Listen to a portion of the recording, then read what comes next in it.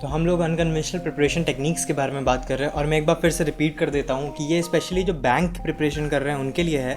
हाँ, जो दूसरी कोई प्रिपरेशन कर रहे हैं, जेई की कर रहे हैं, एसएससी की कर रहे हैं, नीट की कर रहे हैं, वो बस इससे ये सीख सकते हैं कि प्रिपरेशन को अपने पार्ट एक लाइफ का बनाया जा सकता है। लेकिन ये अगर आपको नहीं देखना कोई ज़रूरी नहीं है, या बेसिकली किसके ऊपर है, ये बेसिकली है उसके लिए जो बैंकिंग की प्रिपरेशन कर रहे हैं। राइट, तो देखते हैं आज हमारी दूसरी टेक्निक नंबर 2, और ये है हमारी double reduce the trouble. Right, तो देखते हैं कि डबल रिड्यूस द ट्रबल आखिर क्या है, किस वजह से आपका जो प्रिपरेशन है वो ईजी हो सकता है। पजल्स, हमें पता है बैंक एग्ज़ाम में अब तो कई बार क्या होता है, 3 पजल्स आ जाती है। राइट, तो टाइम टेकिंग होता है। पजल्स अगर आपने सॉल्व कर दिया तो आपका एक तरीके से कट ऑफ निकल जाएगा। ठीक है, और वेटेज क्या है वो मुझे बताने की ज़रूरत नहीं है, लेकिन मुझे ये पर्सनली लगता है कि आपको कोई पज़ल सॉल्व करना सिखा नहीं सकता। पज़ल में ऐसा कोई ट्रिक नहीं होता, ऐसी कोई टेक्निक नहीं होती जिससे आपको कोई पज़ल सॉल्व करना सिखाता है। हर पज़ल अपने आप में यूनिक है, अलग तरीके का है। हर क्वेश्चन अपने आप में पज़ल का अलग है। ठीक है, तो जितना ज़्यादा आप क्वेश्चन सॉल्व करते रहेंगे उतना ज़्यादा क्या होगा, आपकी जो अंडरस्टैंडिंग है पज़ल्स को लेके, जो लॉजिक्स हैं, जो ट्रिक्स होंगी, वो अपने आप आपकी बनती चली जाएंगी। तो इसमें सिर्फ एक ही चीज़ काम आती है, वो क्या है, प्रैक्टिस। लेकिन क्या इस क्वेश्चन को सॉल्व करने का, ईजिली सॉल्व करने का और एक्यूरेटली सॉल्व करने का कोई तरीका है? तो उसका जवाब है हाँ, है। देखते हैं क्या है।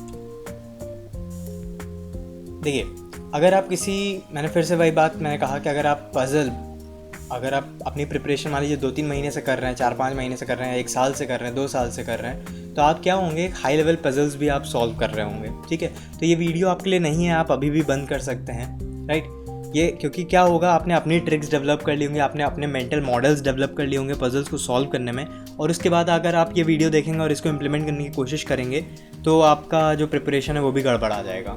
अगर आप कर रहे हैं तैयारी बहुत पहले से तो आपको ये वीडियो देखने की बिल्कुल ज़रूरत नहीं है। हाँ, लेकिन अगर आप स्टार्ट कर रहे हैं और आपको एक पजल सॉल्व करने के लिए बेटर टेक्निक चाहिए तो आप ये वीडियो देख सकते हैं।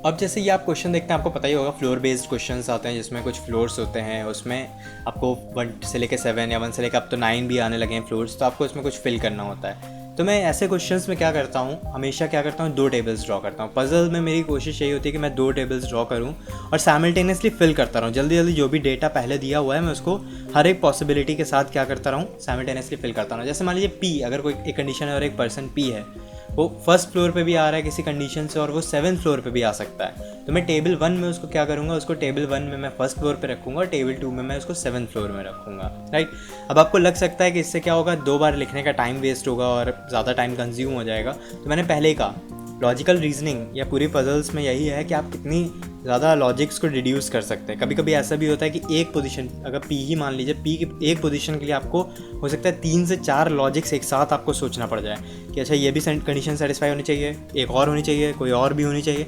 तो उसमें क्या होता है, जब ढेर सारी कंडीशंस होती हैं, ढेर सारे लॉजिक्स होते हैं, तो वहाँ पे थोड़ा टफ हो जाता है। जबकि अगर आप पॉसिबिलिटीज़ फिल करते चलेंगे टेबल में, तो वो जो चीज़ है, लॉजिक डिड्यूस करने का जो टाइम है वो आपका बच जाएगा। ठीक है, तो भले ही आपका लिखने का टाइम ज़्यादा लगे, लेकिन लॉजिक जो डिड्यूस करने का टाइम होगा वो ऑटोमेटिकली कम हो जाएगा इन कंपैरिजन टू लिखने के। और ये हमेशा क्या होता है, जो ओवरऑल टाइम होता है वो अपने आप कम हो जाएगा। ठीक है, ये मैंने अपने खुद की प्रिपरेशन में देखा है कि जब मैं बिना डबल टेबल के सिंगल टेबल के करता था और उसके बाद जब मैंने डबल टेबल उसमें बनाना शुरू किया, फिल करना शुरू किया, तो मेरे पजल्स की क्या हो गई, स्पीड इंक्रीज़ हो गई। क्यों? क्योंकि कई बार ऐसा होता है कि मैं बस फिल करता चला गया, फिल सारी पॉसिबिलिटीज़, और अपने आप सॉल्व हो गया। मुझे एक भी उसमें या बहुत कम, मिनिमम मुझे उसमें रीजंस लगाने पड़े, मिनिमम उसमें मुझे लॉजिक्स लगाने पड़े, और मेरा एक टेबल अपने आप सही निकला है, दूसरा अपने आप मिड वे में। ऐसा नहीं कि एंड तक, बहुत कम क्वेश्चंस होते हैं जिसमें एंड तक दोनों टेबल चलती हैं। मिड वे में आपको पता चल जाएगा कि ये वाली टेबल गलत है, और एक टेबल से आप कंटिन्यू कर लेंगे, मतलब 4-5 कंडीशंस आप फिल करेंगे, आपको पता चल जाएगा कि ये टेबल गलत है। तो ऐसा भी नहीं है कि आपको बिल्कुल एंड तक उसको फिल करते चलना है। इनिशियल कुछ 30 सेकेंड 1 मिनट के अंदर अंदर आपको पता चल जाना है कि ये वाली पॉसिबिलिटी नहीं है और ये वाली पॉसिबिलिटी पॉसिबल है, इसी के साथ कंटिन्यू करना है। पेपर में भी आप देख सकते हैं, जैसे इस तरीके से मैंने लिखा हुआ है 1 से लेके 8 है, तो मैंने 2 टेबल में साइमल्टेनियसली डेटा फिल कर रखा है। अगर सर्कुलर अरेंजमेंट है, सिटिंग अरेंजमेंट है और 8 पर्सन है, तो उसमें भी मैं यही करता हूँ, मैं 2 एक साथ बनाता हूँ, डबल में बनाता हूँ, सिंगल में कभी नहीं बनाता। हाँ, लेकिन ऐसा नहीं कि कभी नहीं बनाता। इसमें मैंने कहा कि इसमें क्या होते हैं, लेवल्स होते हैं। क्वेश्चन कोई बहुत ईजी होगा तो उसमें आपको डबल बनाने की ज़रूरत नहीं है। राइट, तो इसमें क्या होता है, आपको स्मार्ट होने की ज़रूरत है। कुछ क्वेश्चंस में आपको डबल बनाना पड़ेगा, कुछ में नहीं बनाना पड़ेगा। और ये कैसे समझ में आएगा आपको, मान लीजिए कोई क्वेश्चन हुआ जिसमें डबल बनाने की ज़रूरत नहीं है, आपने बना लिया और सॉल्व कर दिया, लेकिन अगली बार जब आप उसको सॉल्व करेंगे, 2-3 बार जब आप डबल बना के सॉल्व करेंगे, तो आपको खुद ही आइडिया हो जाएगा कि इसमें डबल की ज़रूरत नहीं है। इस टाइप में किसी में आपने क्या किया, डबल बनाया और वो जल्दी सॉल्व हो गया, तो आपको पता चलेगा कि अच्छा इस टाइप के क्वेश्चन में डबल ही बनाने हैं, तभी ये जल्दी सॉल्व होगा। ठीक है, तो इसमें आपको स्मार्ट होना पड़ेगा। आप कैसे स्मार्ट हो सकते हैं, प्रैक्टिस से, राइट। 90% केसेस में हिट कर जाता है। कभी कभी आप क्वेश्चन डबल से स्टार्ट कर देते हैं और बाद में आपको पता चलता है कि नहीं, इसमें सिंगल की ही ज़रूरत पड़ जाएगी। तो ऐसा भी होता है, लेकिन वो बहुत कम केसेस में होता है।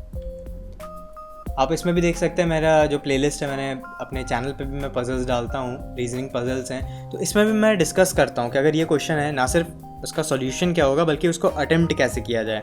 उसमें सिंगल टेबल ली जाए, उसमें डबल टेबल ले जाए, या पहले कौन सी कंडीशन सॉल्व की जाए, या कंडीशंस के अंदर पहली ऐसी कौन सी चीज़ ढूंढी जाए, राइट। कभी कभी ऐसा भी होता है कि इससे 4 कंडीशंस लिखी हुई हैं, लेकिन वो 4 अपने आप में इतनी कन्फ्यूजिंग है कि आपको ये समझ में नहीं आ रहा है।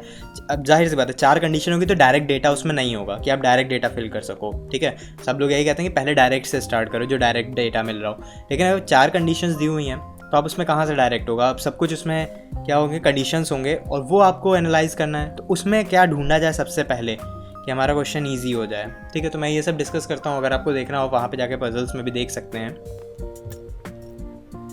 और कोई भी आपका फीडबैक हो, कोई भी क्वेरी हो, आप पूछ सकते हैं। आपका अपना कोई टेक्निक हो किसी भी क्वेश्चन को, किसी भी पर्टिकुलर क्वेश्चन को, या पूरी प्रिपरेशन प्रोसेस के लिए कोई अपनी पर्टिकुलर टेक्निक हो, कोई मेथड हो, तो वो भी आप कमेंट में बता सकते हैं। मैं अगर मुझे सही लगेगा कि ये दूसरों के साथ शेयर करना चाहिए, तो मैं आपको क्रेडिट देता हूँ, आपके नाम के साथ एक वीडियो बना के उसको भी इसी प्लेलिस्ट में ऐड कर दूँगा। थैंक्स।